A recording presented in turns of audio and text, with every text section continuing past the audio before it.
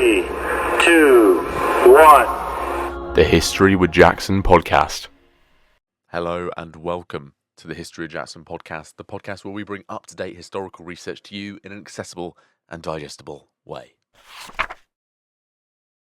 So hello everyone, welcome back to the History of Jackson podcast, and today we welcome author and historian Breeze Barrington to discuss her new book, The Graces, The Extraordinary Untold Lives of Women at the Restoration Court. Now, I really enjoyed reading this, but firstly, how are you doing, Breeze? Hi Jackson, I'm really well, how are you?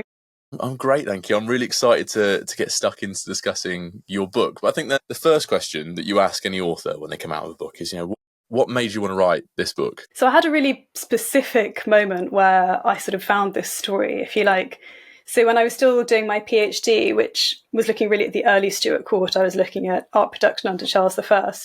But I did quite a lot of exhibition reviewing, book reviewing, arts writing and things alongside. So I was reviewing an exhibition at the Lion and Turnbull Gallery in London, and it was called Bright Souls, England's first 3 female painters. So the idea was these 3 women who were the first, what you can call professional English painters. So there was Jane Carlyle, Mary Beale, and a woman called Anne Killigrew. Now, I'd kind of done some research on Mary Beale before and a little bit on Jane Carlyle, but at that time I'd never heard of Anne Killigrew. I literally had no idea who she was. But there was a painting in that exhibition, Venus Attired by the Graces, by this woman Anne Killigrew, which just really instantly caught my attention. And I just sort of kept going back to it, kept looking at it. And then when I looked at the explanation panel, I found that it was thought to be an allegory. So it's an image of the goddess Venus sitting, she's just bathed, and she's about to be dressed by her 3 graces. And the allegory seems to be that Venus represents Maria of Modena, who was the Duchess of York at that time, and the 3 graces are her maids of honour, of which Anne Killigrew was one. So she kind of paints herself into this picture with her fellow maids and with her mistress. And there was sort of a suggestion that one of the other graces, so one of the other maids of honour at that time, who was Anne Finch, before she was Anne Finch, she was Anne Kingsmill, and the other they thought might be Sarah Churchill, who had been one of Maria's first maids of honour when she arrived at the English court. And I just thought this is such an exciting image for a start, but such an exciting sort of idea that these 3 women knew each other. I had no idea. I'd studied Anne Finch at university. I'd seen The Favourite and I'd read The Favourite, so I knew who Sarah Churchill was. And then there was this sort of brilliant young artist as well, sort of thrown into the mix. And I thought, I'd like to write about that one day. And then when I finished my PhD and I was sort of thinking about ideas, then I came back to it. But I think one of the things that really appealed to me about the story, not just that these 3 women knew each other, were friends together, sort of produced work together, presumably, but that it sort of was taking place at this Restoration Court. And I sort of knew a little bit about Charles II insofar as I knew that the Restoration had happened. I knew about the mistresses, I knew something of the court culture, but I knew nothing about Maria of Modena at that time, or very little. And I'd always been sort of interested in that, the sort of succession of James II and what happened in that Glorious Revolution moment. And I just thought, there's a massive story here, and I'm very excited to sort of dig in. So that was how it started for me. I always think it's really interesting to see how authors come to them from personal experiences. But I think, one thing that I've noticed when we're looking through histories is this period tends to be largely ignored, except for the big events with, Charles II being Charles II and sleeping around, and then the Glorious Revolution. So why does this period tend to get forgotten? I think it's quite murky. I think the Glorious Revolution itself as an event is an exceptionally important one for Britain's sort of national identity. This is a period where we have the birth of modern democracy. A few years later, after it, you have the founding of the Bank of England. This is a point where power starts to be devolved away from the ruling classes to something more like kind of parliament, more of a mercantile class that comes forward. It's the beginnings of a kind of constitutional settlement that we can recognise now. And I think James II is really that last moment of a type of absolute monarchy. And so I think that in some ways, he was only king for a few years, and I think it's just such a different aspect of our history than what we sort of recognise from yes, from the kind of, oh, the court of Charles II, that was lots of fun, to the kind of, yes, but now we have the kind of modern democracy. I think it's this like slightly tricky bit in between that is maybe quite hard to understand in some ways exactly what went on, which isn't to say that people can't understand it, but I think it just sits a slightly strangely within other periods that are more kind of clear cut, if that makes sense. So I think that's part of it. But I think also not that much survives in terms of documentation. You know, one of the things I found when I was researching this book is that where for Charles II, Catherine Braganza, those sort of households and things, you have quite a lot of accounts, and subsequent courts you do as well. This whole period has basically gone missing. Lots of the records we'd expect to be there just aren't. And I think there may have been something that sort of went on after the Glorious Revolution. And I don't necessarily mean in a sort of crazy conspiracy theory way, but I don't think that these documents are things people wanted to hang on to. I think once the regime is over, you kind of don't want to be stuck with stuff from it in case you're implicated, in case you're thought to be a Jacobite and things like that. It was quite dangerous to still be a supporter of James. So I think there's a lot of stuff that was lost, that went missing, which makes it a harder period to reconstruct in a lot of ways. And that was something I was always tackling when I was researching and writing this book, especially, you know, because for women, the records are always a bit hazier anyway. I think you make a really interesting point there about the documents being dangerous to hold on to, because, you know, whenever you go from a form of absolutism into a different form of government, you do always have those difficult transitions. But then how does Maria of Modena fit into it? Because you've already said, you know, she was the Duchess of York, she's James's wife, she becomes queen, but how does she fit into this period, and how does she end up being James's wife? Because Modena is so far away from England that we understand that was to be. Yes, I mean, it's worth saying that when Maria was told she was going to marry James, she'd never heard of England. That they weren't countries which or, you know, cities and country which necessarily had that much to do with each other before that. So you're right, it doesn't seem like the most obvious choice. So when James II, as Duke of York, when James, his first wife, died in 1671, his first wife had been Anne Hyde, who was the daughter of Charles II's sort of great advisor, Edward Hyde. And she was a sort of commoner, in inverted commas, in that she wasn't royal, she wasn't aristocratic. He'd sort of fallen in love with her in exile, and he'd promised her marriage, and it had been sort of seen through around the time of the Restoration. So it wasn't a very popular marriage at the time. It was thought he really ought to have married a sort of dynastically a princess of Europe. So when she died in 1671, everyone started sort of saying, well, who's going to be the next Duchess of York? This needs to be a proper dynastic marriage with the princesses of Europe, and he can't mess around again. So essentially, this man, Lord Peterborough, who was a great friend of James, was sent to the courts of Europe to find the next Duchess of York. And he started in the more sort of obvious places. He started in sort of Germany, in France, you know, the sort of the bigger courts that you might expect that they would sort of choose to marry into. James's only real stipulations about his next wife were that she needed to be a Catholic. So at this time, it was something of an open secret that he'd converted to Catholicism. So she needed to be Catholic, and she needed to be beautiful. That was all he cared about.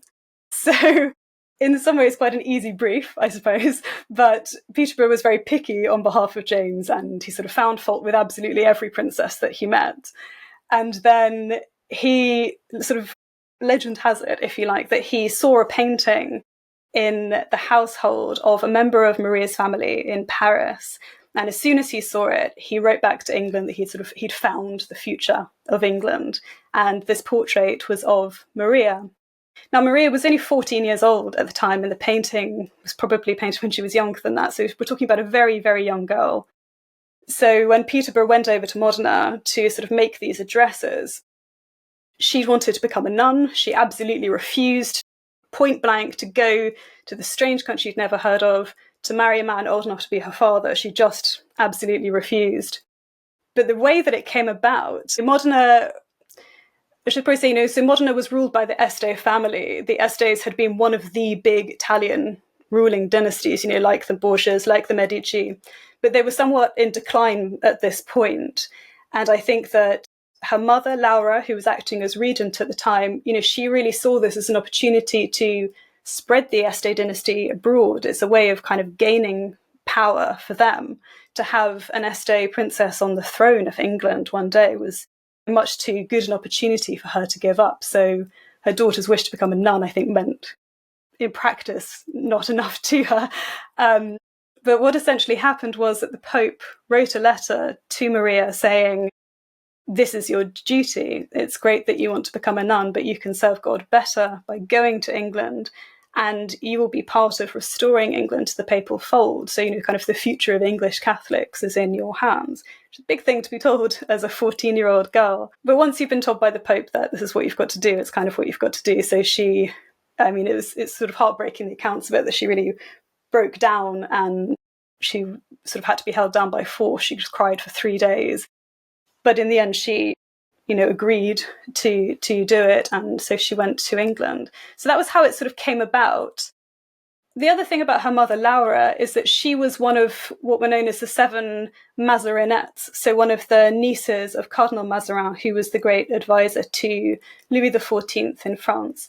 So she's kind of very attached, if you like, to the French court in a way. So although Modena is this small place in Italy, we sort of think maybe it's not that connected to England. She certainly is connected to some of the bigger courts, and certainly what she represents as an Italian Catholic princess is also quite a powerful thing. So both obscure and not obscure at the same time, if that makes sense.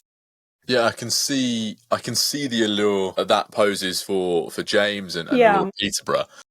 But then, when we're looking at Mary of Modena marrying James, there's also this other figure there of Charles. How does Charles's kind of uncertainty on an heir factor into this marriage and how James has to act? I mean, it's absolutely everything. James has to marry properly. As I said, dynastically, he has to marry properly. But he must marry someone who can give him that heir. So, as you said, Charles, he'd been married to Catherine of Braganza for at least a decade by this point. There are clearly not going to be any legitimate children from his own marriage, although he has several illegitimate. James has 2 daughters from his first marriage, but, we're still at a period where daughters is not really enough. It's much better to have a son. He does have illegitimate sons, James. We sort of think of Charles as the big philanderer, but actually James was exactly the same. So he also has plenty of illegitimate children. But yes, Maria's was particularly appealing, I think, because she was so young. There was another Este princess who was sort of in the running, who was her cousin, but she was already 30. So they sort of thought, well, she's a bit past it, essentially, is what they said.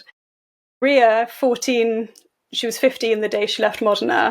That's a lot of childbearing years ahead. So that's definitely part of the appeal, is that she's got a good chance of producing male heirs. And that's exactly what she's told that she's there for. And I think part of what the Pope is saying to her in the marriage, this marriage is your duty to bring England back to the papal fold, but she would do that through having a Catholic son, essentially. That if 2 Catholic parents have a Catholic child, then this next heir will be a Catholic. So it's all, she goes to England knowing that her duty is to have children. And what's the reaction when she arrives in England? Because obviously it's a Protestant country. You've now got a Catholic princess with marrying a Catholic heir to the throne. Is it frosty, or is she well liked? It's very frosty. Her arrival was it was sort of later than they'd hoped it would be, so word had really got out. I think that Charles had been hoping she'd be able to arrive a bit sort of incognito before Parliament was sitting again after the summer, and that it would all just sort of be done and no one could say anything. But that didn't really happen. Negotiations took quite a long time, and she arrived in the winter. So Parliament were absolutely incensed. They tried to get Charles to have her sent back, but Charles sort of said, she's on her way now. The proxy marriage has happened. You can't annul this. It's going to happen. But just before she arrived, the people in London were completely incensed, and there were bonfires in the street. There were effigies of the Pope being burned, and there was a letter from somebody who said that had she arrived that night, it was before she got there, had she arrived that night, then she would almost certainly have been martyred. So you really get this sense that people are not at all happy to be having this Catholic princess arrive. There were also lots of rumours that she was the Pope's bastard daughter, things like that. The fact that she was Italian really didn't help. It made it, far worse. And yes, I think it's like you said, she's married the Catholic prince, the Catholic heir to the throne, and she's a Catholic. So everything's very, very tense when she arrived. And when she first sort of got to London, she was actually taken into Whitehall Palace through a back entrance because they worried about what the crowds who'd gathered to see her, to welcome her, presumably, but they worried about what that atmosphere would be like. It's very febrile, so very dangerous world that she comes into. I think through James, I could see throughout the book, through James, you could see the division in England, the political and the social division. But then, that you've also got that other element of division at court. And when you have a 15-year-old, enter court, how do you begin to build a household around the heir's wife when his daughters are not that much younger than her? Yes, and when James found out that he was married to her, because this all sort of is happening abroad, and he's just getting letters basically being told who his wife may or may not be. But he received a letter saying that he was married. The marriage had gone ahead. He was married now to the Princess of Modena. And there's a report that says that he sent word to his daughter, Mary, that he'd found a new playfellow for her. So right from the beginning, you've got this sense that she's very young, that she arrives there as a stepmother to Mary and Anne, the children of Anne Hyde, but she's much closer in age to them than she is to her husband, than she is to most of the people around her. So for her, I think there's already this sort of uneasy position. She's also grown up in a very sheltered environment. She basically grew up in that convent that she'd wanted to join. And although she was very, very highly educated, she won't have seen very many people. She will mostly have been in the company of women, nuns, very pious women. It's a very, very sheltered, quiet life, and one that's full of poise and decorum. The Este court was completely different. It's impossible to put into words just how different it would have been to this licentious court of Charles II, where there are mistresses everywhere, illegitimate children everywhere. They're dancing all the time and they're singing all the time and they're drinking all the time. It's a completely different world. So I think it must have been a shock to her. And we know it was a shock to her because she wrote back to the nuns that she was finding it very difficult to acclimatise. Her household would have been decided for her. So lots of her household were people like, Lord Peterborough, who brokered the marriage. His wife was made mistress of the robes, so she had the highest position as a sort of thank you to that family for brokering the marriage. She had, one of her ladies of the bedchamber was one of James's mistresses. She was called Lady Susan Bellasis, so that's quite classic. Charles II did the same thing. And then you get your sort of maids of honour, who are the daughters of more impoverished members of the court who want their children to be at court. They want them to make good marriages, and being a maid of honour is probably the best way of doing that because the crown would pay their dowry. So it's a good position to have. Though even though the marriage was unpopular, everyone was still clamouring for a position in this household. It's still, the absolute best job you can have. But certainly acclimatising must have been very difficult. And I think she did it very well. She was obviously very strong, had a very strong character. She learnt English very quickly, and she really threw herself into the court and into the court pursuits, if you like. She observed what it was like, and she made the best of it by trying to get involved, I think.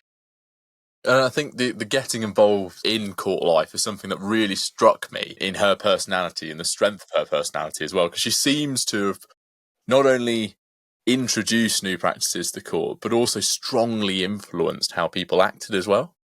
Yeah, absolutely. And I think her court, if you like, at St James's Palace where they lived, became a really fashionable place to go to, in the evenings, the kind of entertainments that she would have there, or even just like a normal evening, sort of hosting members of the court where they might play music together, or they might dance together, or, read together, or just sit and gossip and play cards and things like that. It was really a place to be, and you found the most fashionable people there most evenings. So she did quite early on obviously give out enough sort of signifiers, if you like, of this is the place to be. And I think even if when she'd arrived, in principle, she wasn't popular, I think once people met her and once people got to know her, she won them over because she was very charming, she was very intelligent, and she was funny, she was fun and very beautiful. And I think she was an appealing person to be around. So So I think she did well, especially in those early days, to really ingratiate herself. And I think she knew that people were against her. She knew that people wanted her to fail. And I think she really set about proving them wrong and being the best Duchess of York that she could be. You know, after all, she was an Este princess and she'd been raised to be hard as nails, essentially, and to be good at that kind of job. So how did her court, essentially being a shadow court, kind of impact her and impact the people around her? Because, you know, if you know Charles hasn't got an heir, a legitimate heir, you know, there's going to be some kind of tension there. I think that one of the things she found difficult all of her life was knowing who her friends were. So I think there's often that you can't, there's a lot of people you can't really trust at court. I'm not sure, I mean, I say that, in some ways I'm not sure that she ever learned, because I think she often put her trust in the wrong people. But I think she had a close-knit group of people around her initially, some of whom stayed true, if you like, and some of whom didn't. I mean, Sarah Churchill comes to mind. Sarah Jennings, as she was then, she was a great favourite of Maria, and Maria really helped her in her marriage, helped her in all sorts of ways. And obviously the Churchills really turned on Maria and James. So I think there's always that friction of who are your actual friends and who can you trust. But I think that, interestingly, one of the people she was closest to was Charles II, and they were always great friends. So I think that all the time she's sort of learning from Charles, and I think Charles is training her, and I think he's aware that she's a great mind, and I think he's trying to make sure that she's ready, if that makes sense. But yes, I think the other thing to bear in mind is that quite a lot of her life as Duchess of York, she lived in exile. So it's not always a present court. And I think that all the time there's a sense of people wondering what is actually going to happen when Charles dies. How is this court going to make that transition to becoming the court of the king and queen, to becoming that primary court? Because there's always that tension, and for a lot of the time they're actually absent. That relationship with Charles, I found fascinating, because within the closeness and the sort of training he's giving her, there not only seems to be acknowledgement that she's going to be an incredibly powerful queen, but there also seems to be a kind of acknowledgement that James might not be the most capable person. So how does Maria kind of deal with her husband's kind of failings and flaws? It's very delicately put. Yes, and Charles II, he said at one point that he felt that if he were to die, that day, that James wouldn't be long in the country, sort of thing. He was always aware that James was probably going to bottle it when it came to it. And I think he's kind of passing on. He was absolutely desperate, determined, if you like, rather than desperate, to keep James in that line of succession. That's something which is often debated in Parliament. There's a whole kind of exclusion crisis which would have seen James taken out of that line of succession, and Charles always stood firm and always sort of made sure that hereditary principle remained. But he also is always aware that it's probably not going to last because he's completely ill-equipped, really, to reign, and not because he hasn't had the opportunities, but because he's just temperamentally entirely unsuited for something like that. And I think in Maria, he hopes for her to have influence. James was always very influenced by his mistresses, and I think they always sort of felt that, it was even sort of recorded in a letter that they said that, the new Duchess of York, when they were still negotiating the marriage, they said whoever she is will be able to exert a great deal of power. So there's always a kind of feeling that she'll be able to be the brains behind the crown. I think when it came to it, it wasn't necessarily like that. I think partly she wasn't that pushy with him. I think maybe she knew that wasn't the way to handle him, but at the same time, by the time he became king, I think the idea of listening to anybody was not really on the cards. So, but I think that's definitely what Charles was hoping. I think that's what everyone was hoping, that she would be a kind of moderating influence, because she was just much more politically savvy. There seems to be a distinct lack of political kind of know-how with James, and I think with James, there also comes his two daughters, Anne and Mary, and obviously William, who comes with Mary, his son-in-law. And there seems to be an awful lot of tension between Maria and her stepdaughters. How does that kind of play out? And how does she try and soften that, or is it just a door that's closed? It's very interesting, her relationship with her stepdaughters, because she was very close to them initially, especially Mary. Mary was very close to her in age. There was only a few years between them, and they got on incredibly well, and reports said they were always together. And when Mary was sent to Holland to marry William, I mean, she really hadn't wanted to go at all. And I think Maria must have completely identified with that. She also cried for days, and she was absolutely devastated. She did not like William at all, and she didn't want to be sent away. She was very happy at court, and it was a terrible thing. She felt that it was happening to her. And when she and Maria said goodbye to each other, it was just absolute floods of tears on both sides. They were, it was really like wrenching sisters apart. And with Anne, I think they were never as close as that. I think was very quick to trust sometimes, but she also was very easily influenced. And I think she was probably fairly early on influenced sort of against Maria, if you like. But certainly initially they seemed to be quite close, and even later they spent a lot of time together, especially when Sarah Churchill started to become more part of Princess Anne's household than she was part of Maria's. The three of them used to spend a lot of time together. So these were certainly, at least at a point, stable relationships.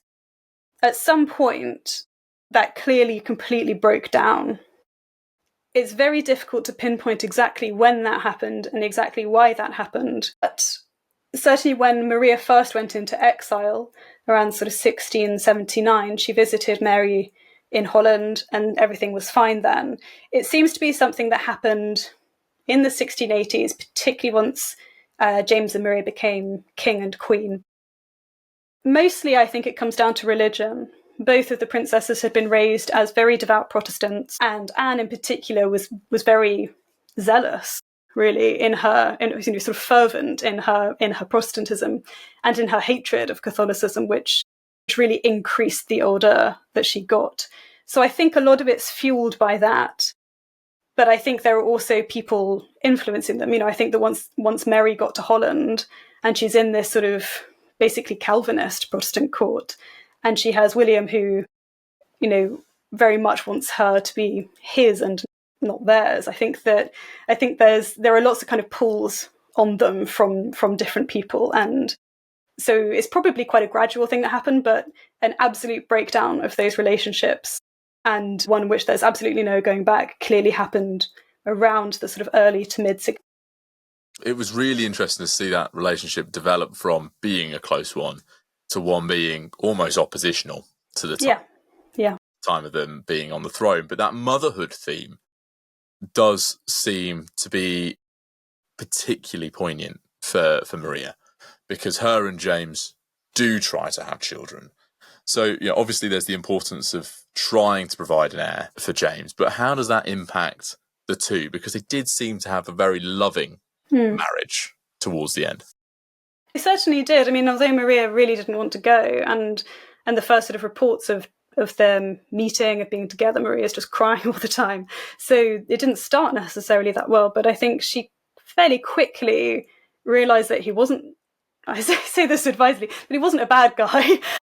I mean, obviously history might not agree with that, but towards her anyway, he was always kind to her, if you like. And I think she did genuinely fall in love with him and he with her. So it did end up being a pretty happy marriage, and certainly much happier than I think than she could have expected when she was first told that she was going to go to England. But yes, her role as a mother and as a maternal figure is a really significant one for her life in England. I think, when she first got there, she really took her role as stepmother to the princesses very seriously. They were close in age, they were more like sisters, more like friends, but she did approach it as stepmother rather than as sibling, if you like. And also the many, many pregnancies that she had, several of which ended in miscarriage, or the children died very young in infancy. She had very few children that sort of reached adulthood. But from the moment that she got there, really, she was becoming pregnant. And, I think by the time she was sort of 17, she'd already been pregnant 2 or 3 times. So this is something which is always ongoing throughout her life in England, this sort of having children, losing children. And by the time she became queen, she had no living children, but she'd had a number of pregnancies. So this is something which is always sort of plaguing her, and it's always a sort of tension that she knows that this is her sort of duty, if you like, and it's something that she's not quite fulfilling. We have reports at one point when she was pregnant where she wrote to her brother in Modena saying that she hadn't left the house for months because she was so frightened of doing something that would make her lose the child. So, we're sort of still talking about a very young woman who has a sort of huge weight of responsibility and who is desperate to sort of have that role, but who keeps sort of losing that opportunity. And then with James having frequent affairs and mistresses, how does she react to that when she's going through quite traumatic pregnancies? Not well. I mean, she was the main mistress who she had to contend with was a woman called Catherine Sedley, and Catherine Sedley was one of her ladies as well. So she, in her household, so she was always kind of being confronted with her. And, you have these points where there was one point where Maria lost a pregnancy, which would have been a daughter. And then a couple of days later, Catherine Sedley gave birth to a son. So you have these really brutal moments for her where, the mistresses are doing what she feels that she's supposed to be doing. And obviously it's completely out of her control. But I think it was desperately difficult for her. And several times she tried to make James get rid of Catherine Sedley, send her away.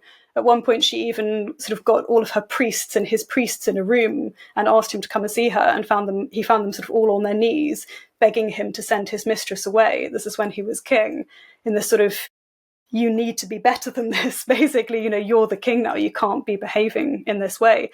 And, you have these points of Maria saying to him, if you don't give her up, I'm going. I will go into a nunnery and you can annul this marriage and you can marry her. Like, I'm not putting up with this. I'm not being the other woman. I'm not having this woman here. And I think he was always kind of taken aback that she wouldn't put up with it more in the way that someone like Catherine of Braganza had with Charles. But she was always desperately trying to stop him from being like that, although not particularly successfully. I think when you do have Charles II and you have all of those affairs going off with your brother, there is a certain level of entitlement, especially with James's personality. But then 1688, Maria and James finally have a son. So how does that impact them in quite a tense political moment? I mean, that pregnancy, I think, and the birth must be the most, or at least one of the most documented events in all of history. So when Maria became pregnant in 1687, at the end of 1687, it was announced at Christmas time that she was pregnant. This was after she'd been to Bath and taken the waters, and James had gone to visit a holy shrine in Wales and prayed for a miracle. And Laura, Maria's mother in Italy, had gone to visit a holy shrine as well to also pray. And you've got this kind of three-pronged attack to try and get this pregnancy to happen, and it did. And when it was announced, the atmosphere at court was really tense.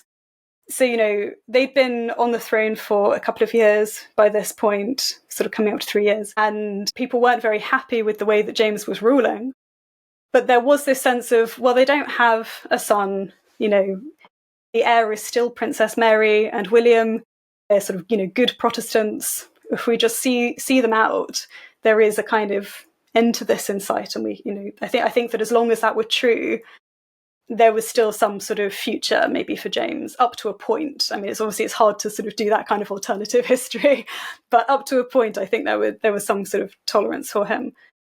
But once this pregnancy is announced and everyone thinks, well, this could be a boy, then everything's different. All of a sudden there's a different future possibility. Rumours started circulating basically straight away that it wasn't true. There was some of the rumours said that Maria couldn't possibly be pregnant because she was too old. She was 29, by the way, and that she hadn't been pregnant for a few years. So, obviously she's barren by now. I mean, one of the reasons she probably wasn't pregnant for those years is that she and James spent very little time together. So, there wasn't much opportunity to get pregnant. But, these are the first rumours that start going around. And then there are rumours that she's miscarried. So she got this letter saying that a false report that her brother had died, and she went into sort of broke down in hysterics, and it was thought that she'd miscarried then, and that from then on she'd been the pregnancy had been a hoax. So she was sort of been putting a cushion up her dress or something like that. And the court became obsessed with looking at her naked body, trying to catch her when she's dressing, trying to touch her stomach. And she became more and more withdrawn as these rumours were going on, probably quite understandably, and allowed fewer and fewer people to see her being clothed. Her dressing in the morning, her levee was a kind of semi-public, court-related public spectacle. It was part of a tradition. So fewer and fewer people were allowed access to her body as more and more people tried to gain access to her body, if you like. So this really fuels the rumours. The rumours particularly are being circulated by Princess Anne at this time, and we have lots of letters that she's sending to Princess Mary, sort of sowing these seeds of doubt. The other rumour that goes round is that she is still pregnant, but there are plans to substitute the baby for a boy if it comes out a girl. So there is sort of so many possibilities here, but none of them end with like a legitimate child.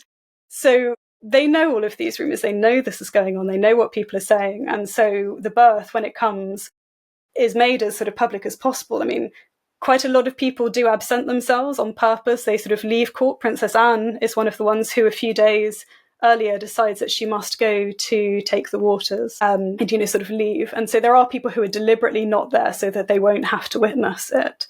But, at least 80 people are in the room that day when the birth happens, and most of them are sort of members of parliament. Most of them are men. They're very, very close. They're really, really told to look. And it's a horrendous situation for her. At one point, she says to James, cover my face. I can't bear to have so many men looking on me. And he sort of puts his wig over her face. And, it's quite a brutal image, really, of her giving birth in this environment. But when the baby's born, it is a boy, and he's paraded around, and everyone who's there can see, because James knows that this is going to be reported on, that people are going to need to have that proof. But despite all of this, the rumours still go around. The rumours say that the boy that was born was not born at all, that it had been a girl, or it had not been born at all, that it had died, and that a baby boy had been smuggled into the bed in a bedpan. Now, a bedpan is sort of like a sort of 16th, 17th century hot water bottle, basically. It's a sort of metal contraption with burning hot coals inside it. And she did have a bedpan in the room, although it was June, it was a cold morning, and she did have a bedpan. But lots of people witnessed the bedpan full of hot coals. So the fact that this rumour continued to go on is quite extraordinary. But this completely took hold, and it became enough of a catalyst for a group of people, parliamentarians, aristocrats. They sent a letter to William of Orange saying, this has happened, they've put this imposter prince here, come and invade. And William arrives on the 5th of November, very deliberately chosen as a sort of day of ritual Catholic hatred in this country. William arrived on the 5th of November with a huge fleet. It's a proper invasion, and he's ready to do battle. So he arrives on the south coast, and he makes his way up to London, and that's the beginning of the Glorious Revolution. So this baby, so longed for by Maria and James, they really believed it would settle everything, and it's this sort of destiny that Maria had been given from the Pope is the absolute end of everything for them. So with William arriving and this newborn son, William was obviously a far greater strength. James, as we've already spoken about, is practically inept. How do they kind of look to save themselves and the Stuart claim, the Stuart dynasty? So James initially wants to fight, and he also raises his army, and Maria is basically sort of sent off to France with the baby, that she's got to get out. You have to remember that James was obviously completely inept, but he's also at this point thinking back to his father Charles I, who had been executed, sort of less than 30 years before this. It's a very, very recent memory for him.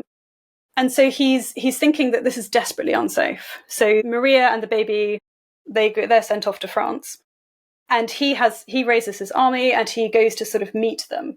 But as time sort of goes on, before any battles happen, I think his army needed somebody who was more powerful, needed somebody who was a bit stronger. I think at this point they needed him to go out to rally them. William is a really formidable force. They've been fighting the Dutch for years. They know what that army looks like. And James, the worst point in his life, starts to suffer from horrific nosebleeds. And he can't go and see the troops because his nose won't stop bleeding. He goes to pray in a church and his nose starts to bleed and he can't stop it. So at this point, when the troops really need to see their king, when they really need to be roused to have this boost, they're about to face this formidable force, they don't see him. And I think this is really, the point at which he loses, because they start to desert. And the main sort of people, if you like, who start to desert are his closest friends, or who he thinks are his closest friends. So John Churchill, the husband of Sarah Churchill, and very, very, not just a close friend of James, but someone whose career he really made. He met him as a boy. John Churchill's sister had been one of James's mistresses. And so, he's the sort of uncle to some of James's children. It's a close relationship. And John deserts. And with him goes the George of Denmark, who's Princess Anne's husband, and sort of several other people who are closely attached to James's court. They all leave, they take their armies with them. And this is the turning point, because without them, there's no point in a battle. There's nothing really left. And you have this moment where James realizes that his nephew and son-in-law, which is William is also his nephew, has invaded. So his daughter must also be behind this. His closest friends, plus another of his daughters, has just left his side and gone to the other side. And, he's basically all alone. And this is really the last kind of moment for him. He drops the Great Seal, the Royal Seal, in the Thames, hoping it means they won't be able to govern without the seal, but it's taken basically as an abdication. And a new seal is made instead, so it doesn't really change anything. And he goes off into exile in France. Now, I think when they're first there, they're still trying to get back. They want Louis to help. There is bloodshed after that. There are battles after that. But clearly the big moment had been that first point where they could have had a battle, and it didn't happen. I think really from that point on, obviously it's easy in hindsight, but it seems sort of a little more inevitable after that he had that big chance. But of course, had he had that chance, he would have potentially had another civil war, and that would have been potentially a very different outcome as well. I think the hindsight element there that you say about from that point being inevitable for James, and the memory of his father does play into that massively. But I think it's a really nice point now to ask you a final fun question, Breeze. We do for everyone on the podcast. So throughout the book and this discussion, we've had a littering of some of the activities that Maria has introduced to the Restoration Court. But which activity that happened at the Restoration Court would you most like to do? So I've been thinking about this. It's a very interesting question, because on the one hand, you have so many amazing sounding court entertainments. Maria sort of brought back the court masque. There are lots of operas, which sort of come, the Italian opera becomes a bigger thing after she arrives. And you have the kind of the court entertainments that were happening anyway, so lots of ballets, lots of dances and things. But thinking about it, I don't think that's where my skill set really lies. I think I would choose something a little bit different, which is something that Maria actually hated having to do. It was a big pursuit at the court, which was gambling. They were always gambling, and they had these really complicated card games. So one was called Ombre, which I'm not even going to try to say the rules because I've never got my head around them.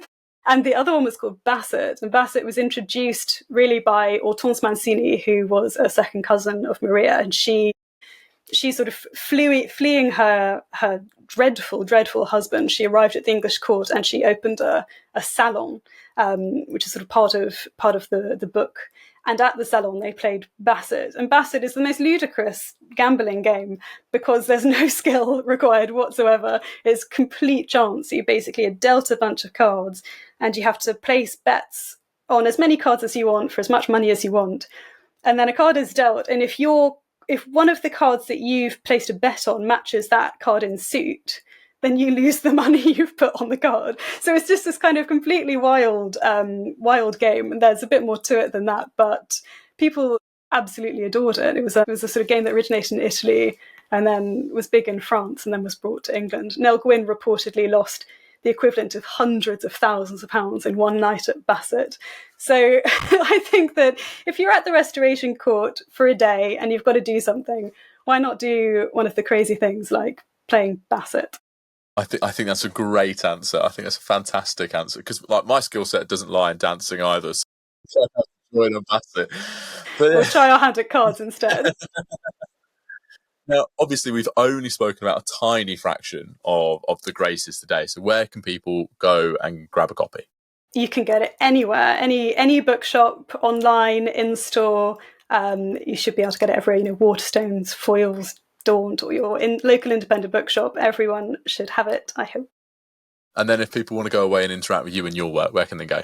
Yeah, so I've got my website, which is just breezebarrington.com. So anything that I sort of write, articles-wise, podcasts, events and things, everything's up there. I'm also on Instagram, so do give me a follow.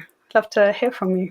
Oh, fantastic. Well, I'll make sure they're all in the description below so people can go away and grab a copy and interact with you. But thank you very much for coming on, Breeze. Oh, thanks so much. It's been great.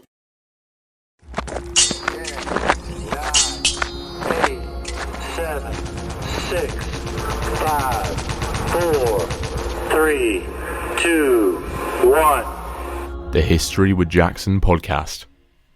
Hello and welcome to the History of Jackson podcast, the podcast where we bring up-to-date historical research to you in an accessible and digestible way.